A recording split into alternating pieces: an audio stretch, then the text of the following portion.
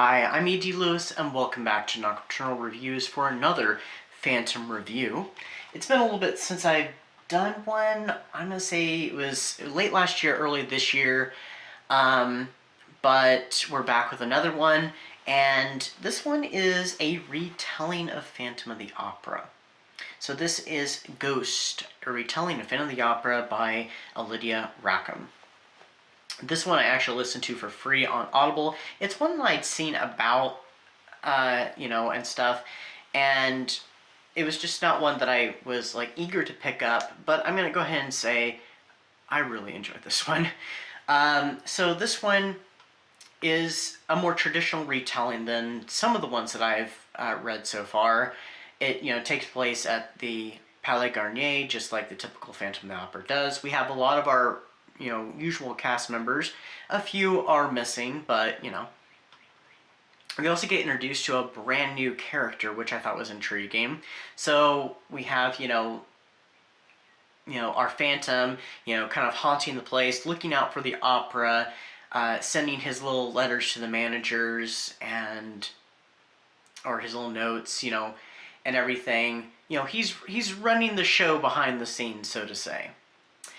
And we have Christine, who is recently joined the chorus, and our Phantom ends up, encountering her, and he's rather enchanted by her, and he decides that he wants to help this girl out. So he assists her using his talents, and he gets the managers to... Sorry, this piece of fuzz that just flew through there. Pay attention to her. At the same time, the Phantom is also creating little accidents across the opera to... How do I want to put this?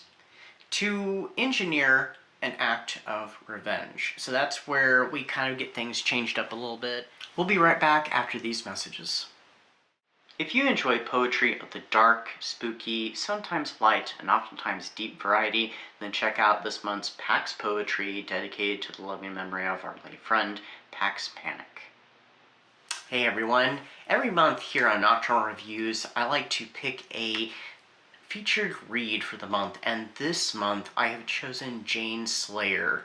Very appropriate for Zombie-thon. So Jane Slayer is a reimagining by Sherry Browning Irwin of Jane Eyre set against vampires, zombies, and maybe some other supernatural creatures. It is an excellent retelling, so if you're a fan of gothic literature, gothic romance, Buffy the Vampire Slayer, zombies, and other supernatural creatures, definitely check this one out. I'm not going to share too much about the plot except for what I just told you, except for through a little bit of my discussion of how this book differs. This book is not horror. I would characterize it as gothic romance, a little more romance with a capital R, not lowercase r, so not your courtship romance technically, but more romanticism. But there is a touch of romance to it. Like I said, we do get introduced to a lot of our favorite characters. There's no Madame Giry, there's no Meg Giry, there is no, this one's not completely unusual, there's no Daroga, the Persian. He doesn't play a part in this, unfortunately, as much as I really enjoy that character. When he does show up, either in the original novel or like in Susan Kay's Phantom, he's not present, unfortunately. But we do have our usuals, Christine, the Phantom, we have our managers, we have La Carlotta, we have Raoul de Chagny, who is in a different position in this. He's actually the owner of the opera. Well, technically his father is, and he's running the show. He has been, tasked with making repairs, running the business, all that stuff. And he also appears to have an opera written that is that is about King Arthur and Guinevere and the Knights of the Round Table and all that, which I thought was rather interesting. I'm going to say written. You have to read the book to find out what I mean by that. The Phantom is depicted a little bit differently. He is, like I said, he is enacting a plot of revenge, which I can't say who this revenge is on, so that's a lot of his driving force. His other driving force is his friendship he develops with Christine. It's not the obsession thing of other books. This is a quite endearing relationship. And the Phantom in this is depicted very endearingly. He's not, you know, this crazed madman murderer that he is in other versions. Not that he doesn't have some sympathetic moments, even in the original novel, but he's very, very much sympathetic in this one. You feel for him, kind of like in Susan Kay's book, you feel for him, but for different reasons. Also, he's not depicted as looking like, you know, a corpse necessarily, and his injuries are explained in the book. And some of his injuries he didn't have as a young child. They were once he's been added to his already disfigurement that happened in very early childhood through his backstory, things that he's encountered, and where he sets off his main revenge, what this other person did to him. So the Phantom is, you know, depicted rather differently, but I'm not upset about that. I don't dislike that. I actually really like how he's depicted in this novel. He does do some bad things. He does cause some bad things to happen. Which leads me into part of why I dropped the rating on this book a little bit, is the things that he ends up causing that are really bad, really terrible that happen is not really addressed much by the end in the resolution. Which I'm just like, I don't know how it could have been perfectly resolved, but it's just not addressed. And I'm just like, but he did that though. I like how the book ends, though. I really do. It's just like, I wish that they had found some way to address it, the author.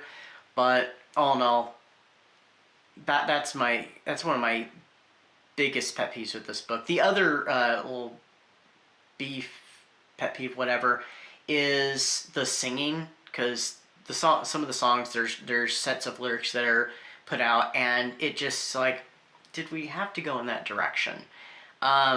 It's nice to hear kind of samplings of the opera, Guinevere in this case, but also, I don't know, I just wasn't crazy about it. And then I was also listening to this on Audible for free, and it's being read by virtual voice, and when the virtual voice is trying to do the song moments, it's just like, oh, what is going on here? It would have been better physically read, or if somebody was actually reading it, it would have been so much better.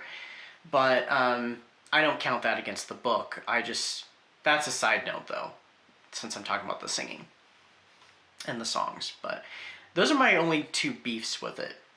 There is a character in this that is addressed a certain way, and I'm so glad he is. I wish, oops, I didn't mean to say he, but okay, well, you probably, if you have seen any of my videos and you know kind of my feelings on some of these characters, you might know who I'm talking about. I wish this character had been dealt with at the end in a different way than how he's dealt with, but oh well. I guess that was kind of a third beef I have with it, but I still like how he is characterized and stuff, and how he is utilized for the most part. I'm just like, yes. Also, a character I want to talk about is also Christine. So I know there are fans out there of the original novel. I am a fan of the story and many of the adaptations. The book Phantom of the Opera, since my revisiting it a couple years ago, has changed a little bit, and I don't look upon the original novel as favorable as I used to. The character Christine, she is, you know, a kind character even in the original novel, but the bad thing is, in LaRue's book, she's very shallow, though. She's kind, she does nice things, she cares about people, but she's very shallow. In this book,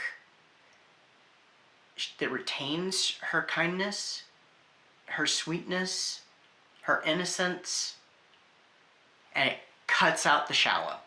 Even in Susan Kay's book, she has some slightly shallow moments, but for the most part, she's, I think, better depicted in Susan Kay's book than in the original novel. And this, I think this is how we all like to think of Christine, to be honest.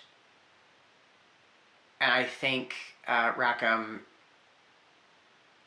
has done an excellent job with the character. I like how she's handled the Phantom, too. Both excellent. And even the characters of the managers, I actually really like. In the original book, they are funny, they're also annoying, and there's a lot of really humorous moments in LaRue's novel when the Phantom is messing with them, which is great. But in this, they're quite likable, to be honest. They're a little dense at times, and I don't mean characterization, I'm just like, you kind of want to roll your eyes and be like, okay, please, gentlemen, think this one through. Does this make sense? But they're still likable, though. So, I mean, I really enjoyed this version of Phantom of the Opera. I really did. So what did I rate this book? I rated it 4.5 stars. If it hadn't been for those 2-3 little things, this would have been a 5-star. The story is wonderful. I liked the new character, which I didn't really talk about. He's a tenor, renowned opera singer, and he comes along and he ends up playing the part of King Arthur in the opera, and I really enjoyed him. He was kind of a breath of fresh air. He also has a connection to the overall plot. And I don't mean book plot, I mean the plot that's going on in the book. So that's all I can say. So that's my review of Ghost, another excellent Phantom of the Opera book. I would say it is definitely one of my favorites so far. I might even put it in the number 2 spot for my Phantom of the Opera books. Right after Susan Kay's book, and also like right before Music of the Night by Angela J. Ford, which I thought was an excellent reimagining, retelling, inspired book of Phantom of the Opera. But anyway, until next time, stay safe, stay spooky, and I'll see you then. Bye-bye.